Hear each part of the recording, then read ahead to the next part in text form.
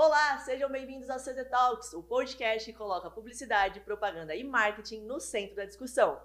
Eu sou Júlia Martins e está começando mais um episódio do CZ Talks.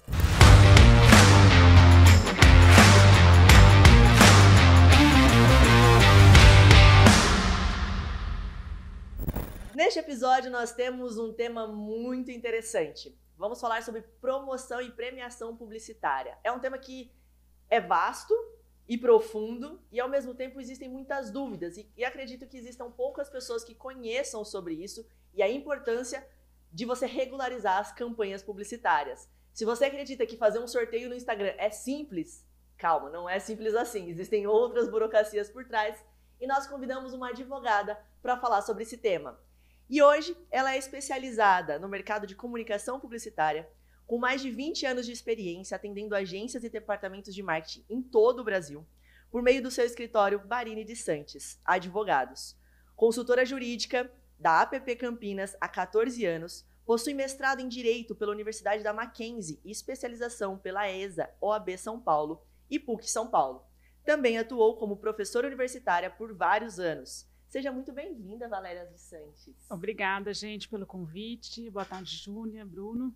É um prazer estar aqui com vocês. Eu adoro podcast, sou uma super consumidora de conteúdo através de podcast. Assisti todos os episódios da edição que vocês fizeram anteriormente. Um conteúdo muito legal. A gente aprende muito, se diverte também, né? Então, assim, sou muito fã e é muito legal estar fazendo essa experiência aqui com vocês. Obrigada. Que bom, muito obrigada. E ao meu lado está ele, o empresário, fundador da agência CZ, CEO da Entraliza, startup de comunicação interna empresarial, publicitário, formado pela PUC Campinas, com especialização na SPM, Miami School e que hoje está à frente da área de novos negócios junto comigo. Ele também participa como estrategista dos principais projetos aqui na agência. Seja muito bem-vindo, Bruno César. Obrigado, Júlia. Estamos aí, esse tema realmente é muito legal. Várias dúvidas, eu tenho várias. Já participei de muitas campanhas e promoções e ainda tenho várias coisas que eu queria saber, que eu vou descobrir hoje. Vamos descobrir juntos hoje. Vamos lá. Vamos falar sobre o lado jurídico, né, e os bastidores de como funciona toda uma promoção e uma premiação publicitária. A gente vai esclarecer para vocês como funciona esse processo legal, que muitas das vezes as pessoas só veem o produto ou o brinde que chega em casa e não sabe que existe uma burocracia muito grande, existe uma legislação muito grande por trás disso, existem regras que devem ser seguidas e que se não são seguidas, eu acredito que contratos milionários aconteçam por aí, não é? Eu vou até pedir uma licença para fazer uma introdução Sim. aqui, cara, porque assim, né, principalmente para a galera do marketing digital. Gente, sabe aquelas coisas que você vai no supermercado, tem lá, compre um, leve dois, ou compre e concorra um carro, né, no final do ano do shopping? Então, agências de verdade fazem esse tipo de coisa, né, porque a galera do marketing digital não sabe nem que existe isso, né, pensa que né, enfim. É disso que a gente está falando. Essas promoções, que às vezes é o sorteio no Instagram também, né? Sim. Existe uma legislação séria por trás desse tipo de coisa, é disso que a gente está falando, certo, Júlia? Certíssimo. Legal, então pronto.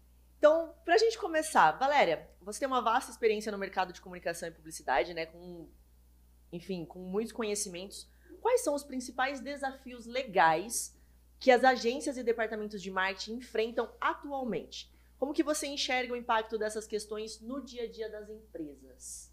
Júlia, o que eu tenho observado, assim, que eu sempre digo que publicidade não é fácil, não é um assunto fácil, né? Trabalhar com publicidade não é fácil. E às vezes as pessoas têm uma impressão errada, né, que produção de conteúdo publicitário é algo banal, né? Sim. E na minha visão, não, é uma coisa bem complexa, que exige assim, que as pessoas envolvidas tenham muito repertório, que conheçam de pessoas, conheçam profundamente de cada segmento de mercado e tudo mais. Então, só isso já era complicado, né? E do meu ponto de vista, fascinante também, porque quanto mais complicado, mais aspectos jurídicos vai ter aquele assunto, e aí fica mais interessante para a gente estudar e trabalhar com aquilo, né? Com o advento da comunicação digital, internet, redes sociais, ficou evidente para mim que a situação ficou ainda mais complexa, né, e juridicamente mais importante também. Porque se há um tempo atrás a comunicação saía, vamos dizer assim, né, do anunciante para o espectador, e pronto, né? Agora a gente tem uma comunicação que vai, que tem resposta e que é produzida também não só pelas agências, como por muitas outras vozes, né? Então, por exemplo, a gente tem um mercado gigante de influenciadores digitais, cada um produzindo a sua maneira, lógico que tem um direcionamento da agência, do anunciante, mas eles têm liberdade, né, de estar ali ao vivo muitas vezes, né, produzindo conteúdo que foi combinado ou encomendado, enfim.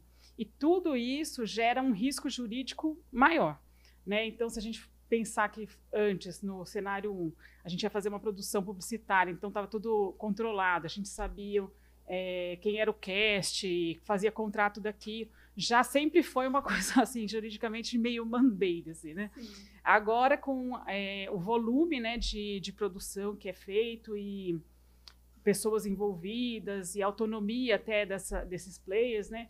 Então, fica juridicamente ainda mais complexo e eu vejo que mais importante, né, a agência ter um apoio especializado e o anunciante também, né, para evitar problemas futuros. Então, isso pensando assim de uma forma mais macro, né, o jurídico com o trabalho de comunicação publicitária em geral. Quando a gente vai para o mercado específico pensando em promoção, sorteio de prêmios e concursos e tal, a gente tem mais uma camada assim, de complexidade, né? Porque é um tema pouquíssimo conhecido. Sim. E muitos deslizes são cometidos por desconhecimento total das regras. Sim, sim. Né? Então, o grande desafio hoje, para mim, é difundir mais e mais essa informação para que as pessoas possam caminhar da forma correta, né? E mesmo com tanta informação ainda, que a gente pode falar, às vezes é só dar um Google e você descobre as informações, existem especificidades mais Sim. técnicas e profundas que precisam dessa análise jurídica, né? E você que estava comentando aí que existem alguns desafios. Você consegue citar um pra gente que você tem visto recentemente que aconteceu, ou enfim, que você possa contar, não precisa dar nomes, mas algo que aconteceu que acontece muito ou que está se tornando mais frequente de uma situação, de uma campanha, enfim, que é importante que as pessoas saibam para já se prevenir. Uhum. Tem dois grandes desafios assim práticos que eu vejo na implementação das campanhas que tem a ver muito com planejamento, né? Então, se a empresa não está minimamente organizada, ela vai ter uma dificuldade a mais, porque a gente precisa de uma série de documentos e a gente precisa pensar a promoção do começo ao meio ao fim, porque para a gente pedir autorização, a gente precisa elaborar um regulamento, que é um documento que vai descrever, né, como todo o projeto vai acontecer, né, desde o momento da inscrição e participação do consumidor, o que ele tem que fazer, que prêmio ele está concorrendo, como vai ser a apuração. E muitas vezes as campanhas são pensadas assim, a toque de caixa, né, vamos fazendo. E aí não dá certo, né? Porque se a gente precisa da autorização, a gente precisa fazer esse desenho do todo, né? A gente não consegue aprovar sem ter todas essas informações. Então, esse é o primeiro desafio. Além disso, eu vejo que também existe um descompasso, muitas vezes, entre o que está sendo proposto e o que o público lá que vai participar tem expectativa ou de desejo. Boa. Então, eu estou até meio saindo do jurídico, eu já faço tanta promoção, que no fim eu virei uma consultora de promoção, sabe? Então, eu faço muito mais do que o jurídico. Né? Então, eu já dou opinião e sugestão de prêmio, de mecânica e tudo mais. Isso é né? ótimo. Acaba que a coisa vai ficando mais abrangente, né? Mas só um exemplo, né? Um cliente que eu atendi que atuava no Rio de Janeiro, a sede da empresa e o pessoal de marketing estava no Rio de Janeiro, tá, mas a campanha era uma campanha nacional. E a sugestão de prêmio foi uma bike elétrica. Muito legal, né? No Rio de Janeiro, todo mundo da Zona Sul usa bike elétrica, né? Mas não faz sentido, né? De repente, numa campanha nacional, você oferecer uma bike elétrica. Boa. E assim, fica bonito, mas não tem o apelo...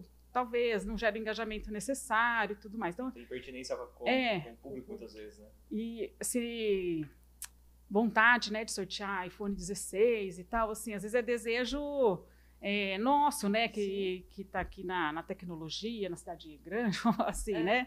Mas talvez não tenha conexão com quem está lá na ponta, né? Então, acho que isso acontece bastante. E um desafio prático também que está sendo cada vez maior é a gente conseguir fazer efetiva comunicação com a pessoa na hora que a gente identifica quem é o ganhador de uma campanha. Porque é uma onda muito grande, a gente está vivendo uma onda muito grande de golpes, né? Então, a pessoa, por mais que ela se inscreva na promoção, faça o cadastro, envie a nota, a hora que a gente faz o contato para informar que ela é a ganhadora, muitas vezes ela bloqueia o nosso número, recusa o prêmio, e a gente precisa, né, que a pessoa se identifique, que encaminhe os documentos para a gente ter certeza, né? Tá aqui Bruno, ganhador, mas a hora que eu ligar, eu preciso pedir algum documento para a pessoa para ter certeza que eu estou falando com o Bruno correto, né, que é o escrito e tudo mais. Então, a gente está encontrando muita dificuldade nesse sentido prático, assim, de fazer a entrega do prêmio, né? E aí isso pega um gancho com a questão da escolha da premiação também, porque, veja, a pessoa está com medo de receber a ligação. Se for para receber um prêmio que é muito pequeno, ela está medindo o risco. Eu vou fazer tudo isso para ganhar um vale-compras de, sei lá, R$100. Então, isso... Exato. Então, isso também é um ponto que está chamando muita atenção, assim, mais recentemente, por causa dos golpes. E tem também a onda das promoções falsas, né? Que a empresa lança a sua campanha e aí os golpistas lançam as campanhas fakes, assim, usando o mesmo tema, o mesmo nome. Exato, para capturar dados, aí diz que precisa mandar um Pix para pagar o frete do prêmio, coisas assim que nem poderia, nem é o caso, porque a pessoa que ganha o prêmio tem que receber sem nenhum ônus, né? Mas quem está lá na ponta não sabe disso, né? Então, a gente já teve alguns problemas nesse sentido também. Caramba. Deixa eu fazer uma pergunta. É comum, então, a pessoa não resgatar o prêmio, tipo, e abandonar e não ter para quem enviar, porque existe essa desconfiança? Tem ficado comum isso. Até eu estou recomendando, né, para os clientes, porque antes a gente tinha uma ideia assim, é legal premiar bastante volume de pessoas, né, para a gente conseguir prestigiar bastante clientes e tudo mais. Mas, diante dessa realidade, eu estou sugerindo para os clientes repensarem esses prêmios muito pequenos, porque a gente está tendo essa dificuldade prática mesmo de fazer a entrega da premiação. Então, vale mais a pena ter um grande prêmio do que vários pequenos. Ou esse pequeno não ser tão pequeno assim. E nesses casos, o que você tem orientado, né, as agências, os departamentos de marketing a fazer nesse sentido? No sentido de como que você auxilia eles a orientar os clientes, muitas das vezes, porque as ideias vêm através dos clientes, né? O cliente acorda com uma ideia, eu quero fazer uma promoção dessa maneira. Como que você orienta as agências, ou qual é o melhor caminho, as boas práticas, para que a gente corra menos riscos, né? E que torne a comunicação mais eficaz? Nesse aspecto que a gente está comentando, né, da dificuldade de comunicação com o contemplado, o que a gente tem recomendado é que no próprio regulamento da promoção, que é um documento oficial, né, vem com o brasão da República, vem assinado pelo funcionário do Ministério da Fazenda, que atua lá na Secretaria de Prêmios e Apostas, que é o órgão autorizador das promoções. Posso dizer que são as letras miúdas, tá? É importante vocês lerem o regulamento. Esse regulamento ele fica no site da promoção, ou que seja numa landing page, ou até, de alguma forma, ali num link no perfil da marca, na rede social, né? Para que nesse momento do contato a gente tenha esse instrumento, né? A pessoa está desconfiada, a gente pode recorrer a esse instrumento. Pode ir lá no link da bio ou no site da promoção, você vai clicar em regulamento, você vai ver que o número de contato que está escrito lá no capítulo X lá da entrega do prêmio, o final é tal, então corresponde ao final do número que eu estou te ligando. Aí você vai gerando um link assim, né, para a pessoa se sentir mais segura, né? E criar também um e-mail específico da promoção. Esse e-mail está no regulamento para a pessoa que tiver com receio poder comparar, né? E certificar de que está falando com o link correto e coisas desse tipo. Muito bom. E quais são os requisitos legais, assim, que as agências ou marcas, né, devem seguir ou planejar na hora de uma promoção promoção publicitária ou premiação? Você comentou, além do regulamento, o que mais que ela pode fazer? Deve fazer. Deve fazer, por favor. Então, quando a empresa decide que vai fazer uma campanha promocional, a primeira coisa a gente precisa entender qual é a mecânica que está sendo proposta. Então, assim, o que ela vai... qual o desafio, né, que ela vai propor para o consumidor ali. E como ela vai fazer a atribuição do prêmio. Com isso, a gente vai detectar que tipo de campanha que ela está pretendendo realizar. Possivelmente, será uma campanha que requer autorização, porque só não requer autorização as campanhas que têm finalidade puramente cultural. E, geralmente, essas puramente culturais não atendem à necessidade do nosso cliente, né? Que está precisando promover a sua marca, seu produto ou seu serviço, aumentar a venda, ou, enfim, gerar fluxo para o perfil dele lá na rede social, esse tipo de coisa. Então, no mais das vezes, as campanhas são feitas com finalidade comercial, puramente. Então, assim sendo, a legislação impõe que seja solicitada a autorização. Então, eu posso te perguntar se toda e qualquer campanha que tenha objetivo de venda e, obviamente, não seja social, eu preciso ter a legislação junto comigo. Eu preciso ter a se ela estiver sorteando, né, atribuindo prêmios e brindes para os clientes, sim. Salvo se você está fazendo uma oferta, que é diferente. Então, você vai no mercado, compra um quilo dessa massa aqui italiana e ganha esse molho para usar junto, por exemplo. Né? Se todo mundo que comprar aquele produto levar massa de tomate junto, aí é uma oferta. Né? Não tem uma competição e não tem limite de prêmios disponíveis. Você tem que premiar todo mundo que comprar aquele produto com aquele brinde dentro daquele período. Então, se você se certificar e conseguir garantir que 100% dos clientes que cumprirem a mecânica proposta vão ser premiados com o mesmo prêmio, aí a gente está falando de oferta, não precisa de autorização. Do contrário, se tiver competição, ainda que seja em razão do limite de prêmios disponíveis, então vamos supor, um shopping vai fazer uma campanha agora no Natal, compre acima de R$200 e ganhe um panetone. Provavelmente o shopping não vai conseguir oferecer panetones infinitos, né? Então ele vai determinar que serão os X. Tem 3.000 panetones disponíveis. Logo, os 3 primeiros clientes que conseguirem cumprir lá a mecânica vão ter acesso àquele brinde.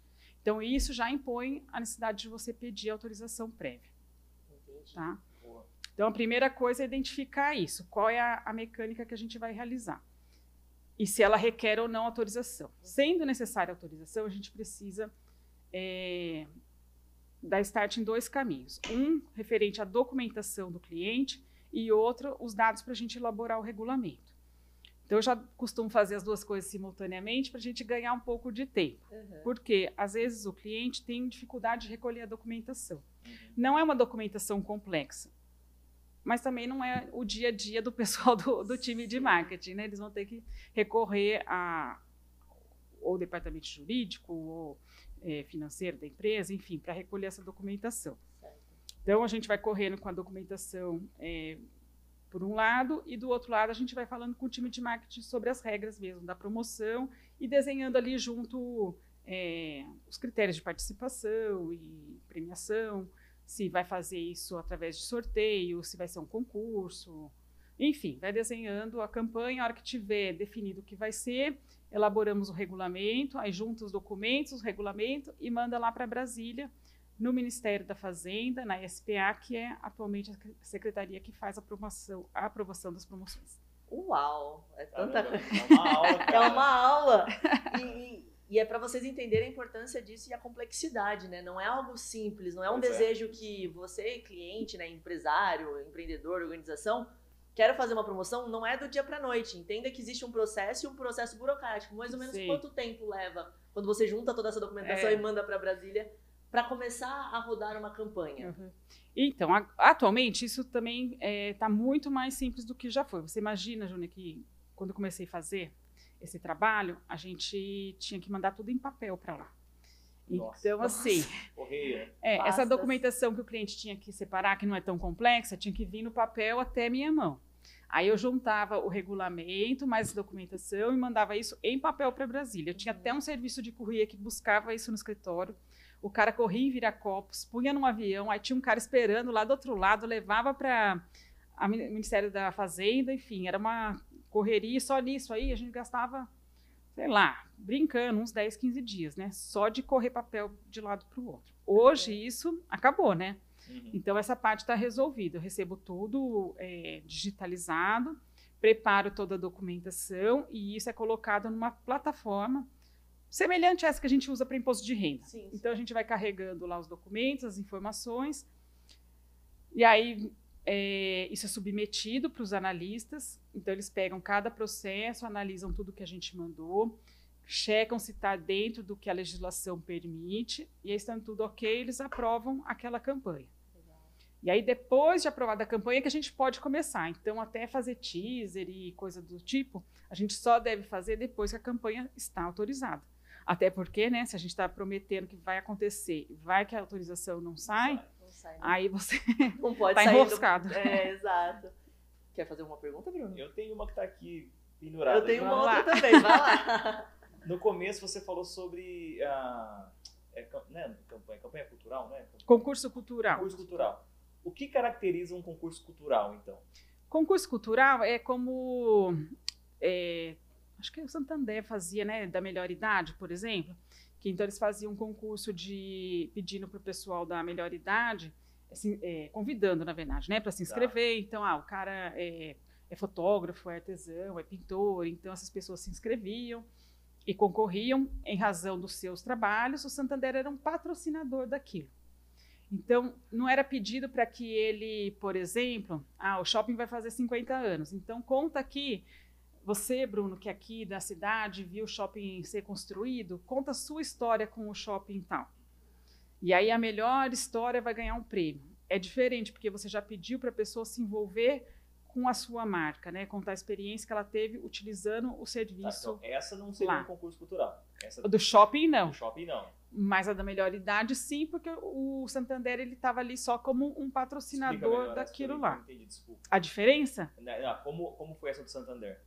A do Santander é um concurso, não sei se ainda existe, tá? Mas era um concurso exemplo, que eles faziam, que era tipo desafio da melhor idade, ou não lembro o título. Mas qual que era o objetivo? Premiar pessoas da terceira idade que eram artistas. Então tinha categoria fotografia, pintura, artes plásticas, enfim. Faça uma arte livre. Isso. E aí era premiado pelo seu trabalho. Enfim, era isso havia só. um júri. Sim. Para escolher o melhor. Exato. Mas a peça, só para eu entender a diferença, a peça que foi desenvolvida, ela não promove o Santander e por isso é cultural. Porque estava lá só, por exemplo, vou colocar desafio porque eu não lembro o nome, que também não é importante. Desafio da melhor idade. Você que é da melhor idade, que é um artista, participe desse concurso e deixa o mundo conhecer o seu trabalho, por exemplo. Perfeito. Aí tá lá. O que tem que fazer? Pega o seu trabalho e submeta a nossa banca julgadora. A banca do julgadora vai lá, conhece os trabalhos inscritos e premia. Esse aqui foi o mais bacana, esse é o campeão da categoria pintura. Pronto, acabou. Entendi. Aonde entra Santander? Só no rodapé lá das peças, patrocinando aquele concurso. Entendi. Né? Então, e no caso do shopping, o shopping está pedindo para que as histórias sejam escritas envolvendo o shopping. Exato. O shopping. Exato. Qual história você viveu dentro do shopping? Qual o momento que aí entra?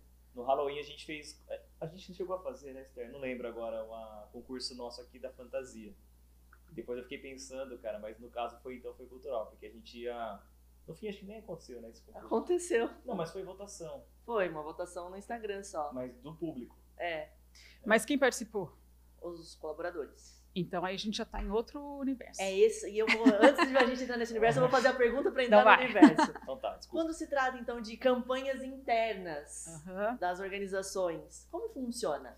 Então, aí a gente está falando de endomarketing. Sim. Né? Quando a gente está falando de uma relação de empresa e os seus colaboradores, e o objetivo ali tem a ver com o engajamento do time, com os objetivos da empresa, ou até, como vocês falaram, né, uma ação de engajamento, entretenimento, enfim, confraternização, não está dentro do escopo dessa legislação que a gente está falando, porque você não está premiando clientes finais para a promoção da sua marca de produto ou seu serviço, né? Sim. A gente está num outro universo. Então, nesse caso específico, não requer autorização. Mas, por entre tem uma situação que a empresa pode ter intenção de premiar times de vendas externos. Por exemplo, uma indústria quer fazer uma campanha para engajar, para melhorar a venda do seu produto lá no distribuidor ou lá na revenda final. Ela vai premiar o vendedor lá na ponta, que não é funcionário dela. Sim. Essas campanhas precisam ser autorizadas lá na SPA. O entendimento, nesse caso, é de que quando a indústria faz isso, ela está buscando favorecer o produto dela em detrimento dos concorrentes diretos. Boa. Então, o vendedor ele fica mais propenso a vender o produto dessa marca do que da outra, porque ele está engajado na campanha da marca que está realizando aquela campanha. Então, diante disso, como também a legislação tem uma preocupação de promover a livre concorrência e evitar, né, que abuso, né, de poder econômico e tudo mais, então chegou-se ao entendimento de que o registro das campanhas lá na SPA, eles tornam pública, né, esse tipo de campanha. Então, ele permite que o competidor conheça aquela estratégia e, querendo, também faça a sua.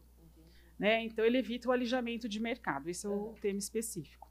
Então, recapitulando, né, quando a gente vai fazer uma campanha que vai premiar os funcionários da própria empresa, então a gente está falando de uma ação de endomarketing, não requer nenhum tipo de autorização externa. Se a indústria, por exemplo, quer premiar um vendedor externo que não é do time dela, a gente vai precisar da autorização. Por exemplo, eu tenho uma empresa e eu tenho vendedores internos e externos, no sentido de que o meu vendedor ele fica realmente na rua ali. Como eu posso dar um exemplo? Uma manutenção. O meu cara de manutenção, ele está na rua fazendo manutenção de aparelhos, de alguma outra enfim, função dele externamente. Ele, ainda assim, se eu faço uma campanha de endomarketing, é caracterizado dessa maneira ou não? O que vai mandar aí é se ele é um funcionário seu. Registrado na minha empresa, seria isso? Ou se ele for uma terceirizada, se aquela terceirizada é exclusiva sua. Porque se ela for exclusiva sua, o entendimento é de que não seria necessário, porque ele não vai priorizar o seu e não do outro, em detrimento da marca concorrente. Então, aí não seria necessário. Perfeito. A prioridade aí, então, é o equilíbrio do mercado, né? Também tem essa preocupação. Então, como não oferece um risco ao equilíbrio do mercado, então, ok. Exato. Se oferecesse, teria uma regulação. Entendi. Que legal, cara. Tá muito, muito bom, né? A gente vai descobrindo os fundos de... Então, e aí, assim, só pegando o gancho, né? Da mesma forma que tem essa preocupação, né, de promoção da concorrência e tudo mais, essa legislação que a gente está conversando a respeito também se preocupa com lavagem de dinheiro, né? Então, é uma forma também de eles terem um controle, porque seria muito fácil, né, usar esse mecanismo para fazer lavagem de dinheiro. Né? Você finge que está premiando e, na verdade, você está esquentando o dinheiro que você quer, de repente, repassar para alguém. Né? Então, também tem esse controle. Tanto assim que quando a última etapa de uma promoção comercial, depois que a gente pediu autorização e tudo mais, terminou a campanha. A empresa precisa fazer a prestação de contas dessa campanha lá na secretaria. Nesse momento, a gente precisa dizer para eles quem foram os ganhadores da promoção e identificar a pessoa. A gente tem que mandar o nome, o CPF da pessoa, o que ela ganhou, quanto vale, tudo direitinho. Então, isso gera um controle, né, de fluxo financeiro e também evita, né, que a empresa de má fé diga que premiou e não premiou, né, a pessoa. E quais são os riscos que a empresa corre se ela não faz essa regulamentação, se ela não cuida, né, desse processo antes da premiação final? Quais são os riscos que ela corre? Juridicamente e até mesmo financeiramente. Sim. Um risco, assim, que às vezes as pessoas não se atentam, assim, se a gente não tem, vamos pensar que a gente tem uma situação de uma campanha que nem requer autorização, a gente não tem um regulamento escrito, que seja de endomarketing, por exemplo, né? Uma campanha de endomarketing, time de vendas que dá prêmios relevantes e que gera uma competição de verdade ali, né? Se não está escrito, já é um risco, né? Porque se as pessoas não têm o entendimento das regras daquele jogo ali, isso pode gerar todo tipo de problema jurídico, problema de relacionamento lá dentro da empresa, tudo mais, né? Sim. Então, assim, ainda que a campanha não requeira autorização, no meu entendimento, o regulamento escrito, ele é essencial. Até porque se a gente chegou à conclusão que a mecânica que a indústria, lá, por exemplo, quer implementar, não se encaixa em qualquer dessas hipóteses que a lei determina que seja feita a aprovação prévia, e a gente não tem o documento escrito, se acontece uma fiscalização, uma denúncia e tal, como que você vai comprovar que a sua mecânica era uma ou outra? Se você não tem um regulamento escrito e publicado e conhecido, né, com uma data específica, né? Então, também o regulamento é útil para fazer prova nesse sentido, né, de que a mecânica que a gente escolheu, de fato, não precisaria, por exemplo, de autorização. Então, esse é um ponto. Autorizada a campanha, se a gente não cumpre o que está no regulamento, a gente também está sujeito à fiscalização. E aí a multa pode ser de até 100% o valor da premiação prometida. E a multa gravíssima que existe seria a empresa ser impedida por até 2 anos de realizar qualquer promoção autorizada. O que muitas vezes pode ser um problemaço, né? Se é perfil da empresa usar essa ferramenta rotineiramente, né, nas suas estratégias. Sim. E agora a gente tem um risco novo, entre aspas, né, que é fazer as promoções achando que, vou fazer sem autorização, porque é só na rede social, e o prêmio é pequenininho, vou dar só um chaveirinho aqui, então não precisa e tal. Só que, se você for, sempre quando você está fazendo qualquer atividade numa rede social ou numa plataforma de terceiro, por exemplo, o YouTube, é importante que você conheça os termos de uso daquela plataforma, né? Uhum. E, invariavelmente, esse termo de uso vai dizer que quem está criando conteúdo e e utilizando aquela ferramenta está sujeito àqueles termos de uso e à legislação do país onde ela está.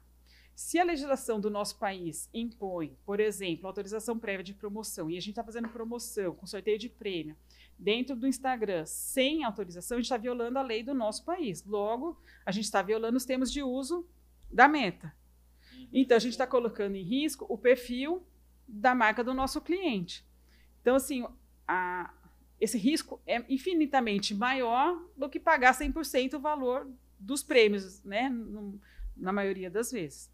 Então, também, além disso, tem um risco reputacional, né, porque você fazer uma campanha que, de repente, tem que ser suspensa do dia para a noite, porque você foi fiscalizado e a secretaria mandou tirar, interromper, ou você perder seu perfil, né, porque fez uma campanha assim irregular e tudo mais, tem um risco reputacional que eu acho que é bem relevante, né? Eu entendi. E quais são, aproveitando esse gancho seu, né? Quais são as penalidades ou os riscos legais que você citou agora, que existem diversos, até mesmo do seu, como posso dizer, da sua área, dos termos de uso, enfim. Como que a gente pode lidar com os diferentes tipos de promoção? Quais são os aspectos legais que exigem mais atenção? Quando é um concurso cultural, é brinde, é sorteio? Qual que é o que você fala assim, olha, esse aqui as pessoas precisam prestar muita atenção e tomar muito cuidado? A gente precisa ter cuidado quando a gente vai descrever a mecânica e as regras de opt-in da campanha. Uhum. Às vezes, isso é feito meio apressadamente e aí as empresas não se atentam em avaliar o risco, né, de permitir que todo mundo participe ou de segregar um público específico, né? Então, por exemplo, uma grande rede de supermercado, se ela vai fazer uma campanha, ela precisa avaliar se ela deve permitir que os seus funcionários participem ou não. Geralmente, pegando o exemplo do supermercado, né, vocês vão ver que eles fazem bastante uso de 2 mecânicas simultaneamente, premiação instantânea e uma premiação por sorteio, geralmente prêmios maiores. Uma coisa é seu funcionário ali do supermercado ganhar uma premiação instantânea, um vale-compra e tudo mais. Outra coisa é ele ganhar a casa, né, que foi prometida. Isso vai gerar um ruído muito grande. Por mais...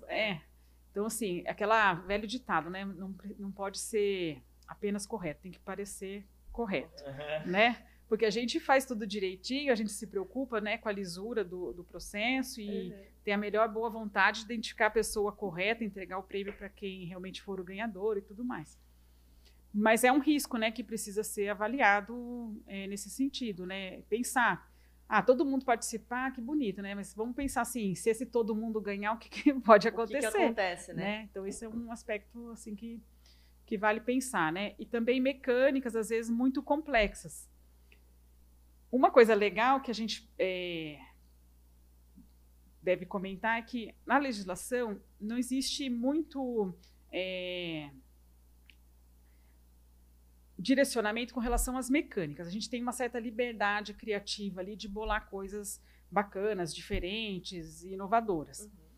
A gente só precisa tomar cuidado de, ao fazer isso, não complicar demais, que isso complexo, né, público. Pode derrubar, né, o engajamento naquela promoção. Sim. Então, aí volta aquele papo do começo, né, da importância de você entender por que você está fazendo e para quem você está fazendo.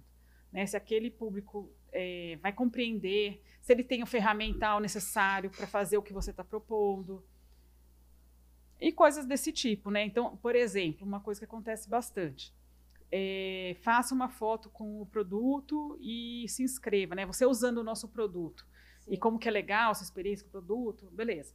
Aí o que as pessoas fazem? Já põe logo a família toda na foto, né? Legal, né? Porque assim, a pessoa está empolgada. Sim. Olha como que esse produto, sei lá, faz minha família feliz aqui, já põe aquela foto com todo mundo. Acontece que a gente tem uma nuance ali de direito de imagem que complica bastante esse ponto. Por quê? O direito de imagem é personalíssimo, só eu posso autorizar ou não a utilização da minha imagem. E no regulamento a gente vai colocar, né, que inscrevendo a foto, eu autorizo o uso da minha imagem, até porque geralmente nesses casos a gente vai publicar as melhores fotos em algum lugar para as pessoas votarem, né? Sim. Nas fotos mais bacanas e tudo mais. Só que eu não consigo amarrar no regulamento que a família inteira autorizou o uso da imagem. Né? Porque a pessoa que está se inscrevendo é só uma, né? Sim. Então, eu já vou ter que desclassificar várias coisas super bacanas que eu recebi por conta desse detalhe, né? E se quando na foto, e aí eu vou um pouquinho além, existe uma criança? Porque a gente sabe que a legislação ela ficou muito mais rígida. Sim, com relação aí complicou ainda mais. Publicidade para criança, né? Para infantil. Quando tem então uma criança nessa foto, o que a gente pode fazer? Então, aí complicou ainda mais, né? Eu já oriento assim, que tem que colocar no regulamento de forma clara que a foto tem que ser só da pessoa. Porque ela não pode autorizar nem a usar o marido ou a esposa, né? Porque cada um fala por si. E não tem como a gente, na inscrição, pegar a autorização dos terceiros, né? E para pegar depois também ficaria muito complicado. É inviável, né, na prática. Sim. E da criança ainda mais difícil, né? Porque, de regra, você precisaria da autorização do pai e da mãe da criança, né? E aí tem um uso, lembrando sempre, né? Sempre quando a gente está falando de conteúdo publicitário, a gente está no campo do uso comercial dessas propriedades. Não é jornalístico. Sim. Né? Então, a regra é outra. No uso publicitário, sempre é necessária autorização prévia. Você não tem licença poética para coisa nenhuma. Né? Sempre precisa de autorização. Sim. Então, é trecho de música, é o nome do famoso, é o sósia. Sempre precisa de autorização, porque não tem uso dentro de publicidade que não seja comercial. Sim. Logo, ninguém vai te deixar fazer esse uso de graça, né? Certo. E se pedir antes fica mais barato do que pagar depois. Do que pagar a multinha depois, né? Exato. Então, isso é uma coisa importante, assim. Então, vai. Então, vamos lá. Eu vou abrir um outro assunto, depois eu não sei qual que era o seu, mas uma dúvida que é o seguinte, em relação à utilização de imagem, né? Hoje a gente tem recursos como o Remix do Instagram, por exemplo, que você pode repostar o conteúdo de outra pessoa e é uma ferramenta que é um recurso que a própria ferramenta te dá. Como que isso viola ou não a utilização de direito de imagem de uma pessoa e o quanto essa pessoa que teve seu conteúdo compartilhado pode recorrer eventualmente por isso e quais são as consequências de um movimento desse? Se você for ler lá, sabe aquilo que a gente não lê, que a gente aceita? As letras miúdas. Ninguém lê, né? As letras miúdas, ninguém lê. Quando a gente entra na rede social, já está combinado lá com a plataforma que tudo que a gente postar, a gente está ciente que vai ficar exposto e poderá ser compartilhado por terceiras pessoas, ainda que a gente não goste, e está escrito lá que a plataforma não tem controle sobre isso. A não ser que você coloque lá, né, nas suas preferências, né, quem pode compartilhar e tudo mais. Existem algumas travas, né? Exato. Mas, enfim, é só esse o limite. A partir do momento que você coloca o seu conteúdo ali, ele pode ser compartilhado por outras pessoas. É diferente do uso finalidade comercial, né? Então, existe um risco, bem comum, né? Às vezes não sempre, né? Acontecem os memes, né? Com os famosos, e aí todo mundo começa a compartilhar em cima. Agora, recente, até teve um caso do Divertidamente 2, né? Que todas as marcas se engajaram naquela brincadeira e tudo mais, né? Então, assim, existe risco nisso, né? Porque aquele conteúdo é proprietário da empresa, né? Detentoras dos direitos do filme, a Pixar, né? Sim. Então, assim, qualquer utilização para fins comerciais requer prévia autorização deles. E, com certeza, não será uma coisa simples de conseguir nem barata. Então, assim, existe um risco. E aí que eu sempre oriento os meus clientes agência. Tu vai propor isso para o seu cliente? Tá todo mundo fazendo? Vou fazer também? Tudo bem. Mas chega para o seu cliente e fala assim, olha, existe uma oportunidade e um risco. Você quer topar o risco em razão da oportunidade? Porque se você não compartilha esse risco e documenta o ok do seu cliente anunciante, acontecendo algum problema, eles vão falar, não, mas eu contratei uma agência que é especializada nesse assunto e tem que saber. Perfeito. Né? Se eu posso ou não posso usar aquele conteúdo. Ela que me sugeriu fazer aquilo, e agora eu vou ser punida por ter autorizado, né? Autorizado a execução da sugestão da agência, né? Então é importante, assim, diante de um risco jurídico como esse que eu estou citando, ou qualquer outro, não é simplesmente, não vou fazer, né? Tentar minimizar e sempre dividir com o anunciante. Olha, o risco é esse, vamos correr o risco ou não, né? Deixa eu emendar uma próxima pergunta, Claro, Júlia. Não é incomum alguns clientes nos pedirem para seguir eventualmente com a execução de uma campanha sem fazer as devidas regulações por conta de prazo, de tempo, Sim. ou de budget, né? Muitas vezes documentado, né? Ele escreve no e-mail lá, não, prefiro seguir sem. Quais são os riscos da agência numa situação como essa? A gente entra como cúmplice numa história dessa? Eu entendo que se você teve o cuidado, né, de alertar o cliente e ele decidiu seguir sem autorização, por exemplo, aí o risco é dele, né? Porque você... Mesmo sendo agente executando, sabendo dos Sim, riscos? porque você alertou e ele falou, não, vamos em frente, eu quero fazer. Legal, vou guardar esse corte para mostrar. Ó, cliente, antes, só assiste esse trecho de 30 segundos aqui. Você quer mesmo? Segue o vídeo. 30 segundinhos só para... Vai que é sua. A gente estava comentando, e aí voltando um pouquinho atrás no assunto, né? A respeito das publicidades infantis. Sim. Eu tenho essa dúvida, pessoal, eu acredito que as pessoas em casa também. Houve uma época em que a gente ali... Eu não vou contar na sessão da tarde que eu assistia, nem a TV Globinho de manhã, senão eu vou contar a minha idade, mas... Mas que nesse intervalo, né, sempre tinha muito comercial de brinquedos Sim. e comerciais infantis, né? E houve-se uma época que simplesmente sumiu, desapareceu, e pouco se falava, até mesmo porque a internet ainda não era esse boom que é hoje, toda a informação do jeito que está, era ainda, enfim, a gente estava caminhando, né, para esse mundo digital completo que é.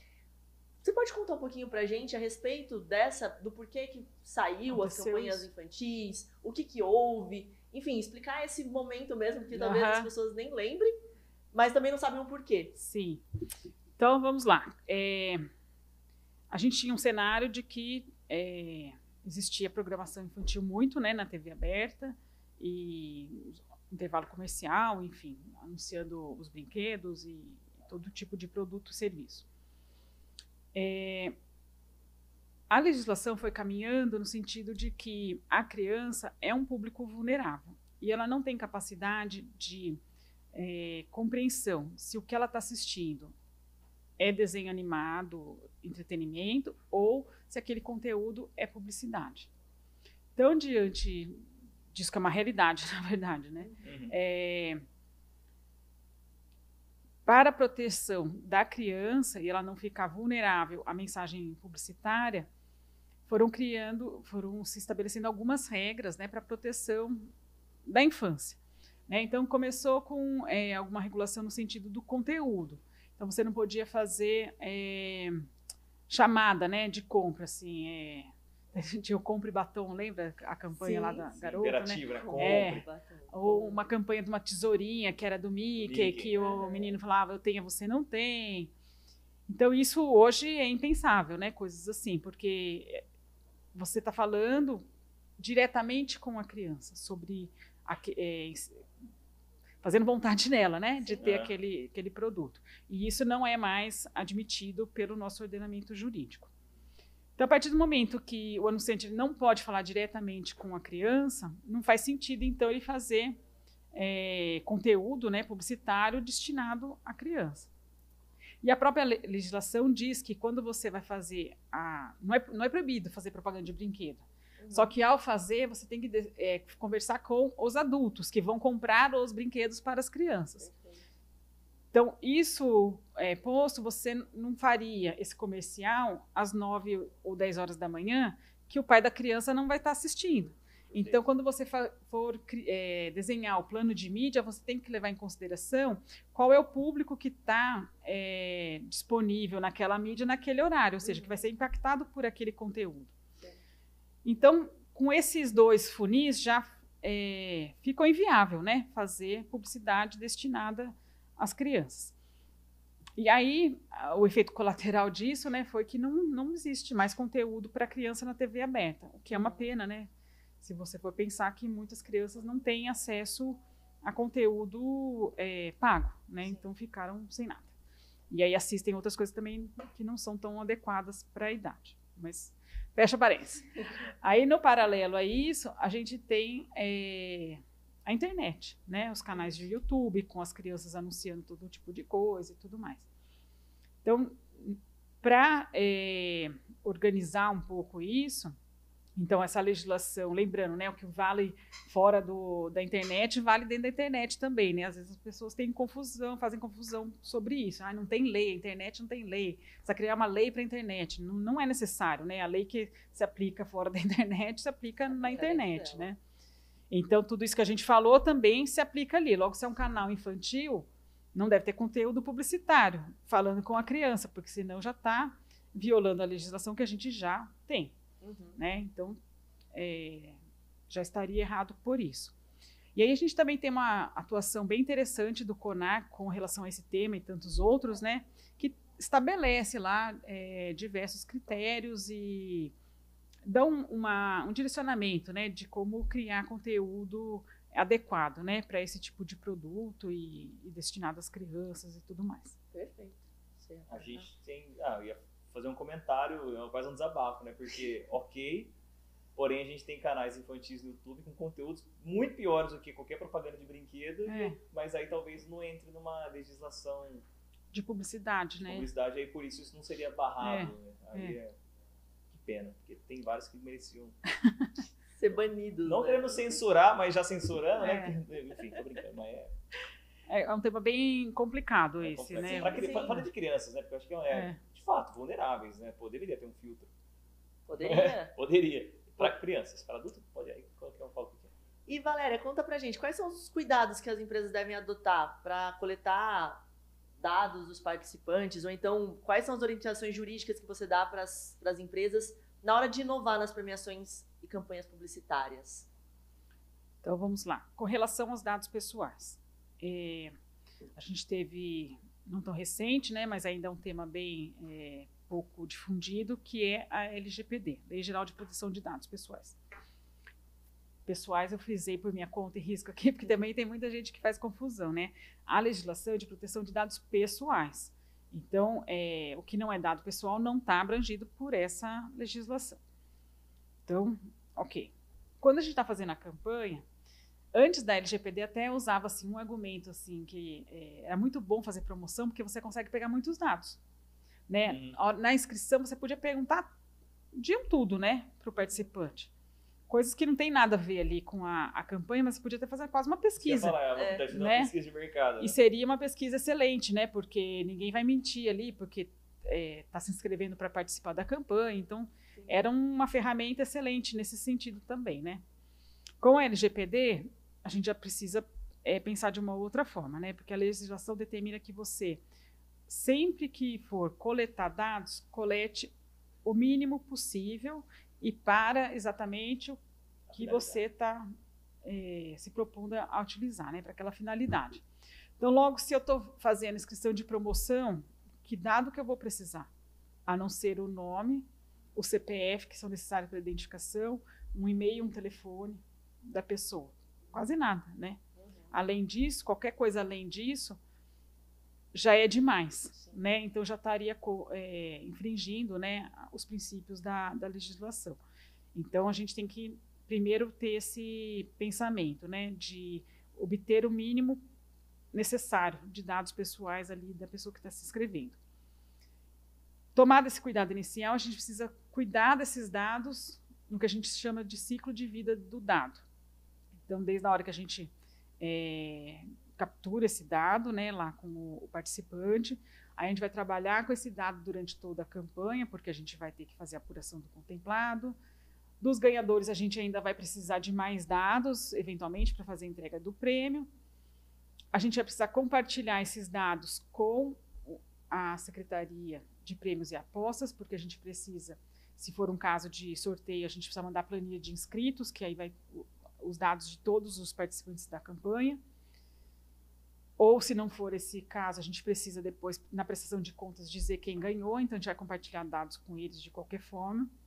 A gente vai compartilhar dados com os fornecedores, então com a agência de publicidade que está envolvida com aquilo, com o fornecedor que vai fazer a entrega do prêmio e tantos outros ali que estão envolvidos na execução da campanha. Então é necessário que todas essas empresas estejam cientes, né, da importância de, quando for manipular dados pessoais, ter o cuidado de guardar sigilo, né? E a hora que finalizar o trabalho com aquele dado pessoal, devolver lá para o anunciante, que é o dono, né, do dado, para que ele faça a gestão e guarde aquilo pelo prazo necessário. Mas a cadeia de fornecedores, muito provavelmente, não tem razão de guardar mais aquela informação. Então, ela deve ser destruída do lado de cá, e aí a guarda ficaria sob responsabilidade do anunciante lá, que é o promotor daquela campanha. Né? Basicamente seria isso.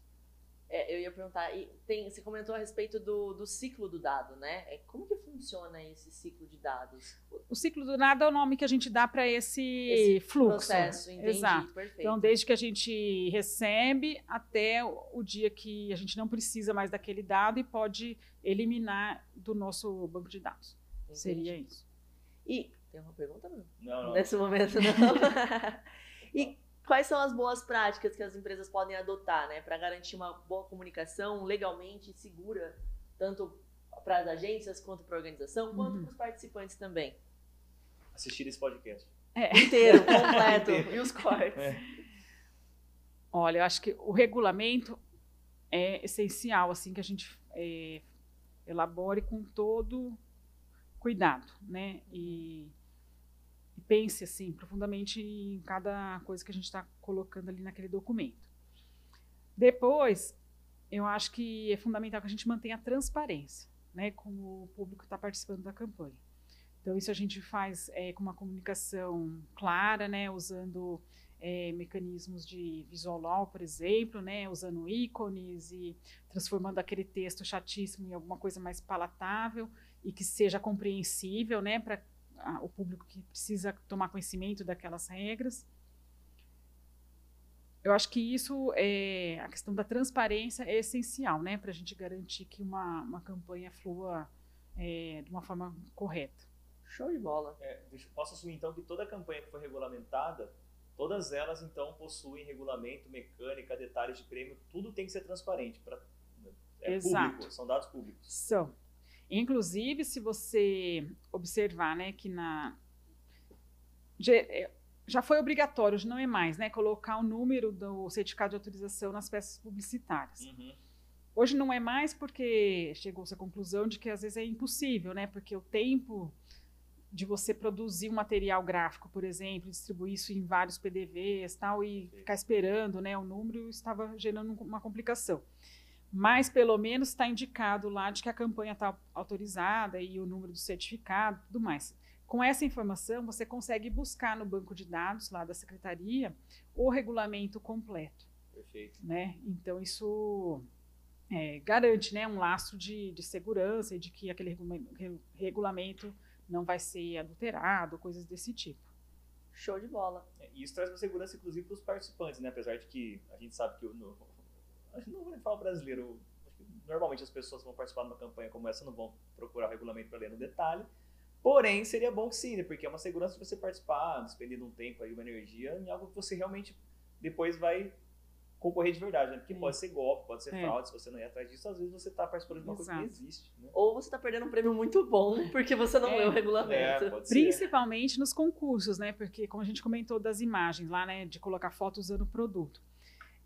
As regras do concurso, elas são muito detalhadas nesse sentido, né? Do que você realmente precisa fazer e qual é o conteúdo que você vai submeter lá para os jurados, né?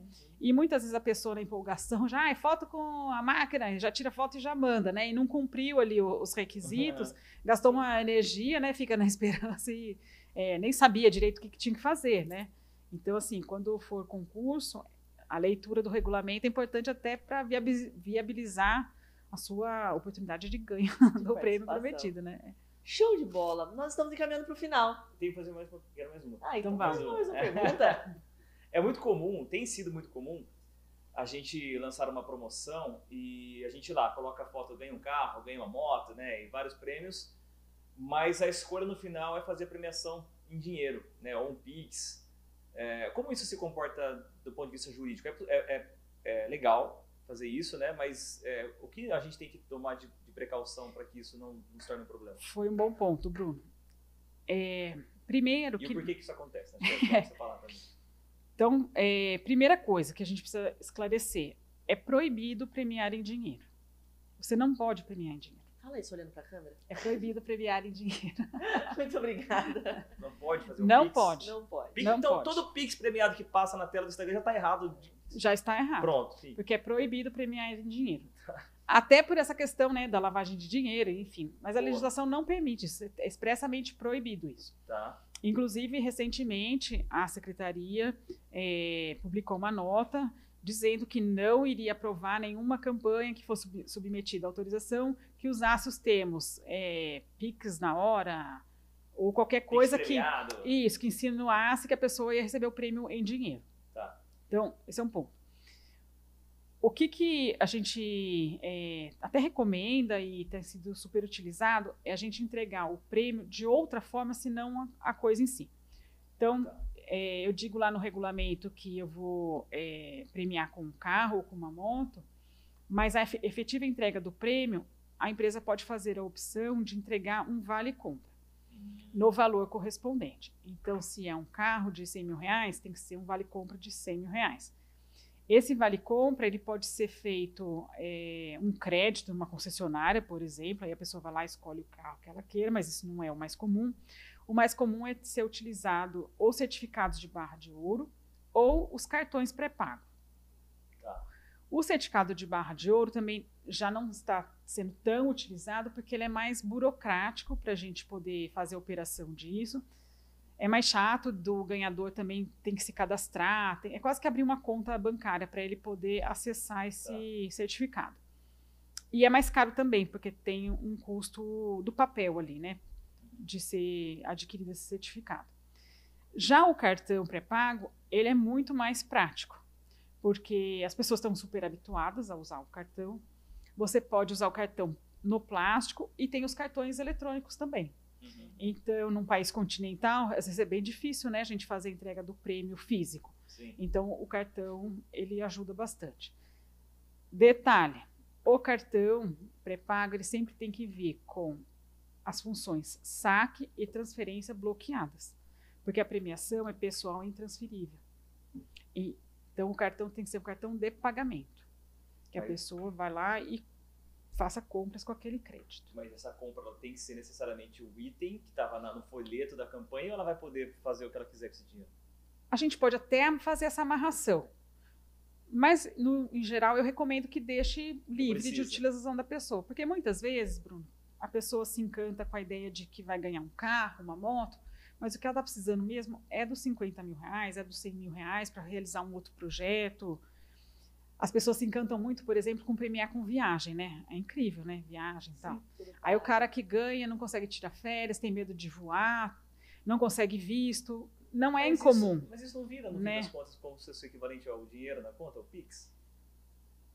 É que tem essa amarração de fazer com que a pessoa não acesse o recurso financeiro, o dinheiro mesmo. Tem a ver com o cuidado do Ministério com a lavagem de dinheiro e tudo mais. Então, eles permitem o vale-compras, porque aí a pessoa tem que ter lastro, né? Vai estar registrado aquele dinheiro, vai gastar, comprar alguma coisa e tudo mais. Por mais que ela tenha flexibilidade com esse recurso, mas ainda assim... É uma compra, não é um dinheiro vivo que você está entregando. Perfeito, faz sentido. Muito bom, pronto. Pronto? Então eu vou fazer a pergunta de novo, aí a gente fala de novo.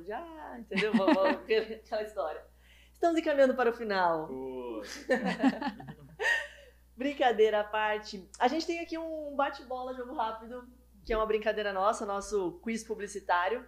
Eu vou fazer perguntas aqui e aí você responde, Valéria, da forma com que você achar mais objetiva e direta, tá? Beleza. É esse ou aquele, então não tem muitas explicações. Mas, e aí essa pergunta é para os dois, tá? Para vocês, o que é mais importante para o sucesso de uma campanha promocional? Uma boa estratégia de comunicação ou um suporte jurídico bem estruturado? Acho que não dá para ser ou essa. Essa aí, eu faço as perguntas difíceis assim mesmo. Mas o que você diria, Valéria? É indissociável, né? Porque uma estratégia maravilhosa que você vai colocar na rua e vai ter problema jurídico, né? Já não é maravilhosa a estratégia, né? Então, assim, já atrapalhou tudo, né? Então é difícil, né? Então fica o suporte jurídico. Fica o suporte jurídico, né? Entre um ou outro. Enfim, é esse. Show. E quando pensam em premiações que realmente impactam o público, o que considera mais essencial? A originalidade da campanha ou a clareza das regras? Aí, se a gente assistiu o podcast, até eu vou responder essa. Posso responder? Pode. Olha, considerando que as pessoas não leem as regras, eu acho que pro efeito da campanha a originalidade vai contar mais. Eu ficaria com a clareza das regras. Até lembrei um negócio legal pra gente comentar, que não é resposta ao quiz, mas eu vou comentar que é legal.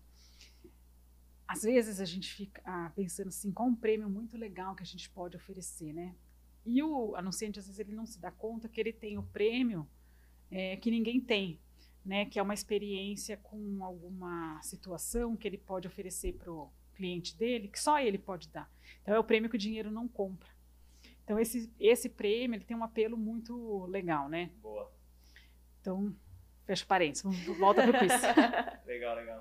Não, muito bom. E o que pesa mais na escolha de uma mecânica promocional? O custo da execução ou a simplicidade para o participante? Geralmente é o custo, né, Bruno? Faz a pergunta de novo, que deveria. O que pesa mais na escolha de uma mecânica promocional? Na hora ali do planejamento, o que pesa mais? O custo da execução ou a simplicidade para o participante? Para a agência, a simplicidade do participante, porque a gente quer que a campanha vá mais longe, tem mais gente, né? Mas para o cliente, geralmente, o custo, infelizmente. E para você, Valéria, concorda? Sim, geralmente o custo manda bastante. Em campanhas que envolvem sorteio, vocês acham que o foco deve ser na recompensa final ou na experiência do participante ao longo da promoção? Eu vou na recompensa final. Recompensa final? Dependendo.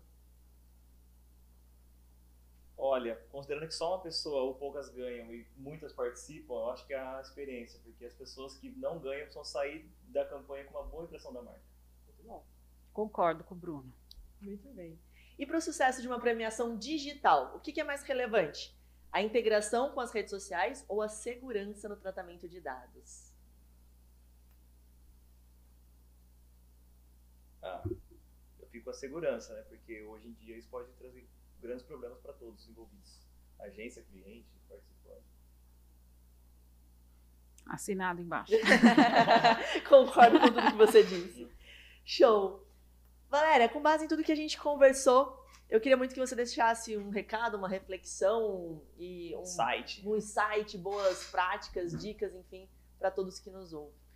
Eu vou fazer um convite, na verdade. Eu vou convidar todo o pessoal do marketing, das agências, dos anunciantes, para convidarem os seus advogados para participar mais, desde o briefing, de todos os projetos. A gente pode ajudar muito, né? Um advogado pode evitar que a sua equipe fique muito tempo em cima de desenhando uma marca nova, sem antes consultar o NPI se aquela marca está disponível. Importantíssimo. Nossa, abriu um outro assunto aqui. A gente... O seu time pode ficar horas debatendo mecânicas de promoção que são inviáveis juridicamente. Pode ficar sonhando de escalar X pessoas sem saber minimamente sobre o uso de imagem.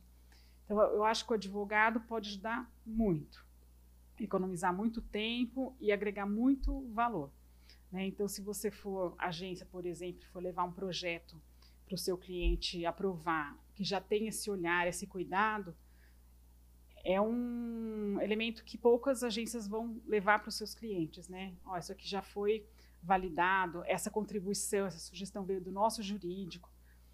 É uma coisa ímpar, assim, né? Que poucas agências acreditam que estão entregando para os seus clientes.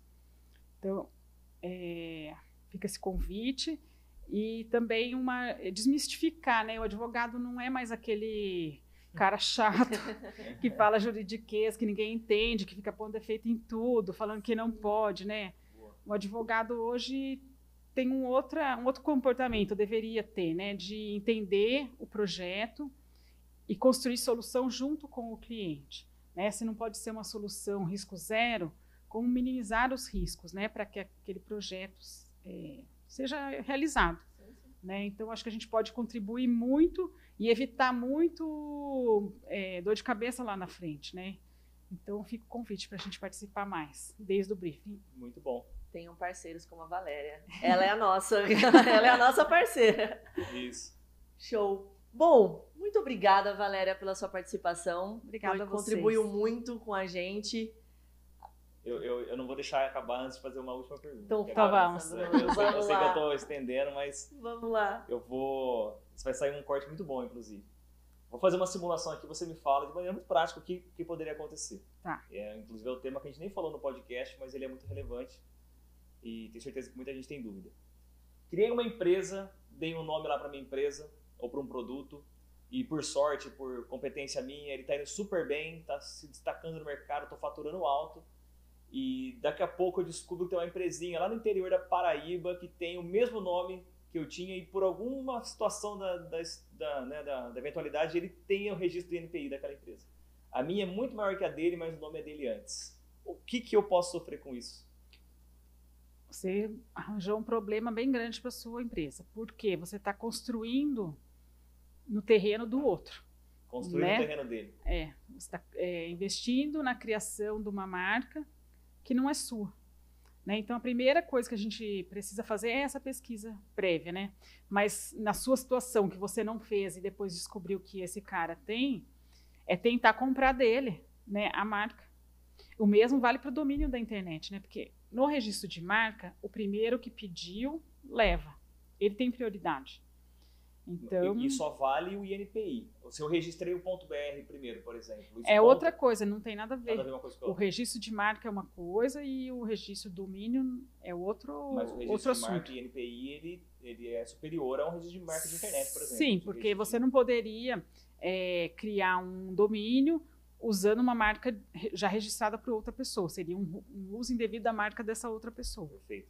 Ou seja, se esse cara resolver não me vender, você vai ter que começar ter que tudo de mudar. novo. eu vou ter que mudar. Sim. Pronto. Era esse o corte. Que você precisava, era isso. Procurem a agência CZ para fazer uma marca que ninguém registrou ainda. É isso aí. Muito bom. Valéria, novamente, muito obrigada pelo esse bate-papo. Acho que esse aqui, se vocês quiserem também episódio 2 desse, vale muito a pena, comenta aí, porque eu acho que a gente tem muito tema a trabalhar e desenvolver, muitas dúvidas. Então, se você quiser uma parte 2, comenta. E as dúvidas da parte 2, comenta também, que a gente traz para Valéria. Legal, vai ser um prazer, gente. Super obrigada. Espero ter contribuído, como tantos outros podcasts já contribuíram com a minha formação. Obrigada. Aula. Nossa, eu ficaria horas aqui tranquilamente. Muito obrigada, Bruno, pela parceria mais uma vez aqui ao meu lado. Eu que agradeço. E obrigado, vocês... Valéria. Perdão, pode falar. Obrigado, Valéria. Obrigada a você, Bruno. E vocês que nos ouvem, nos assistem, muito obrigada mais uma vez por estar aqui com a gente. Não esqueça de curtir, comentar e compartilhar. Siga a nossa convidada nas redes sociais, siga o Bruno na rede social, me siga nas redes sociais e siga a agência CZ também. Muito obrigada e até o próximo CZ Talks. Tchau. Tchau, tchau.